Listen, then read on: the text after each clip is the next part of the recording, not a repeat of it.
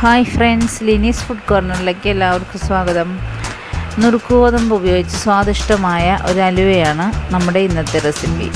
നുറുക്കുഗോതമ്പ് നല്ലതുപോലെ കഴുകി ഒരു 3-4 മണിക്കൂർ കുതിർത്തെടുക്കണം. എന്നിട്ട് അത് നമ്മളൊരു മിക്സിയുടെ ജാറിലേക്ക് ഇട്ടുകൊടുത്ത് നല്ലതുപോലെ ഒന്ന് അടിച്ചെടുക്കണം. ഞാനിപ്പോൾ 1 കപ്പ് നുറുക്കുഗോതമ്പ് 4 മണിക്കൂർ വെള്ളത്തിലിട്ട് കുതിർത്ത് എടുത്ത് വെച്ചിട്ടുണ്ട്. നമുക്കിനി മിക്സിയുടെ ജാറിലിട്ടൊന്ന് അടിച്ചെടുക്കാം. നുറുക്കുഗോതമ്പിൻ്റെ ഒപ്പം തന്നെ വെള്ളം ഒഴിച്ചിട്ട് നമുക്ക് അടിക്കാം കേട്ടോ. അപ്പം നമ്മുടെ നുറുക്കുഗോതമ്പ് നല്ലതുപോലെ അടിച്ചെടുത്തിട്ടുണ്ട്. ഇനി നമുക്കിത് നല്ലതുപോലെ ഒന്ന് അരിച്ചെടുക്കാം.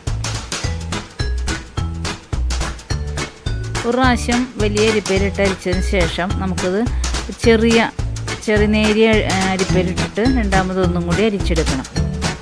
ഇതിൻ്റെ പാല് മാത്രമാണ് നമ്മൾ ഉപയോഗിക്കുന്നത്. ഇതിൻ്റെ ഈ വേസ്റ്റ് നമുക്ക് കളയാം.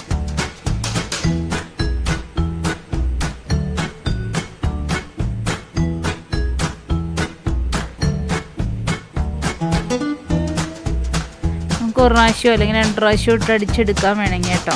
അത്രയധികം വെള്ളം നമ്മൾ വറ്റിച്ചെടുക്കേണ്ടി വരുന്നു മാത്രം.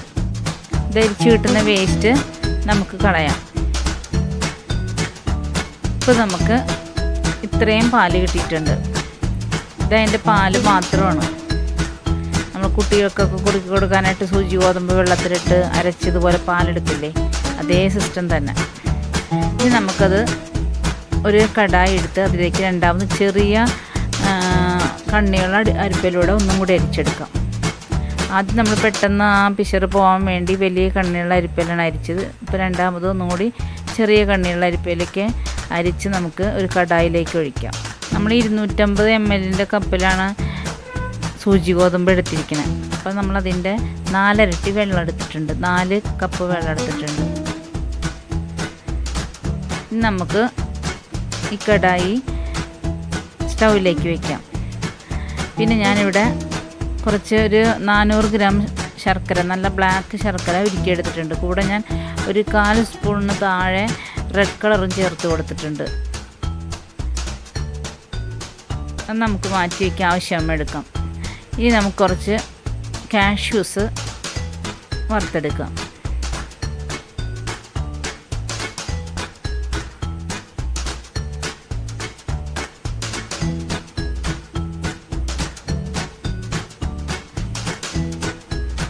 ഇതായി കഴിഞ്ഞിട്ടുണ്ട്. നമുക്കിതിന് മാറ്റി വയ്ക്കാം. നമുക്കിനി കടായിയുടെ സ്റ്റൗ ഓൺ ചെയ്യാം. പക്ഷെ നല്ലതുപോലെ ഇളക്കി കൊടുത്ത് വേണം ഇത് ശരിയാക്കി എടുക്കാനായിട്ട്. കൈവിടാതെ ഇളക്കിക്കൊണ്ടിരിക്കുന്നത് വെച്ച് അങ്ങോട്ടും ഇങ്ങോട്ടൊന്നും പോവരുത്, പെട്ടെന്ന് അടിപിടിക്കും. ഇതിലേക്ക് നമുക്ക് മറ്റേ ശർക്കര പാനിയും കൂടി ചേർത്ത് കൊടുക്കാം.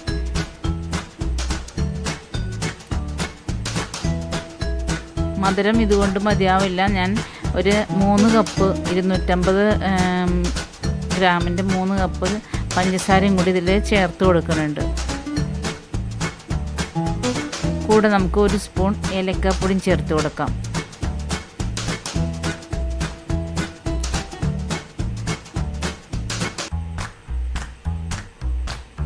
ഇത് നല്ലതുപോലെ ഇളക്കിക്കൊണ്ടിരിക്കണം. ഇനി നമുക്ക് 1 ടേബിൾ സ്പൂൺ നെയ്യ് ചേർത്ത് കൊടുക്കാം.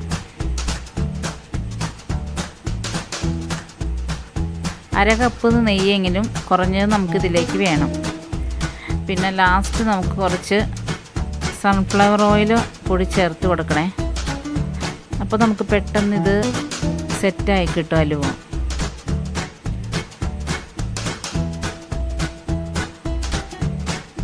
അപ്പോൾ ആദ്യം നമുക്ക് നെയ്യ് ഒഴിച്ച് തന്നെ ചെയ്തെടുക്കാം. ഇപ്പം നമുക്ക് വറുത്ത് വെച്ചേക്കണ കാഷ്യൂസ് ഈ ടൈമിൽ നമുക്ക് ഇട്ട് കൊടുക്കാം.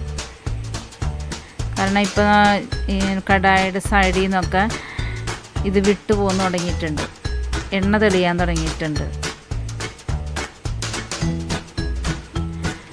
സമയത്തായിരിക്കണം നമ്മൾ നട്ട്സൊക്കെ ഇടേണ്ടത്. പിന്നെന്താണെന്ന് വെച്ചാൽ നമ്മൾ ഇത് തിളച്ചുകൊണ്ടിരിക്കുമ്പോൾ പെട്ടെന്ന് കയ്യിലേക്കൊക്കെ തെറിക്കാൻ സാധ്യതയുണ്ട്. അതുകൊണ്ട് ശ്രദ്ധിച്ച് വേണം ഇളക്കി കൊടുക്കാനായിട്ട്. നല്ല ടൈറ്റായി വന്നു തുടങ്ങിയിട്ടുണ്ട്.